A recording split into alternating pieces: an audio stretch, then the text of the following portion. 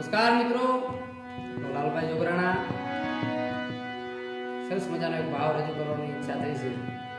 સુતા સપનું મનોહરીને આવ્યું, વાહ, ઉઠી રાવણને હમણાં બહુ જૂની ગરબી છે, પણ આ શબ્દ બહુ જોરદાર છે એટલે રજૂ કરું છું. કઈ ચૂક થાય તો માફ કરજો. એ સુતા સપના મંદોદરીને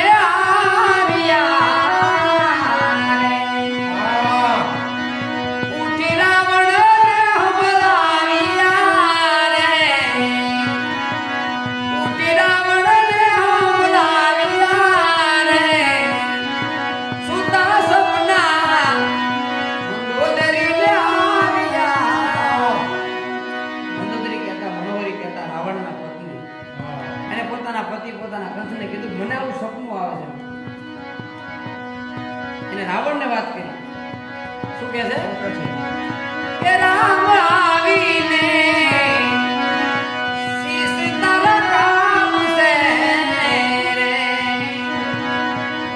ગઢ હોનાનો વાનરા તોડશે રે, આ ગઢ હોનાનો વાનરા તોડશે રે.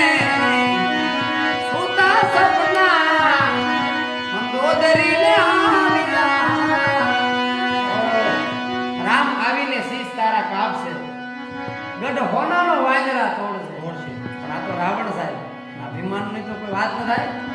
એ સામે મંદોદરીને કહે છે. શું કહે છે કે ખોટું સપનું મંદોદરી તારું રે, ચાર જુગમાં નથી મોત મારું રે, ચાર જુગમાં મારું કે મોત નથી. ખોટું સપનું છે, ખોટું સપનું મંદોદરી તારું રે.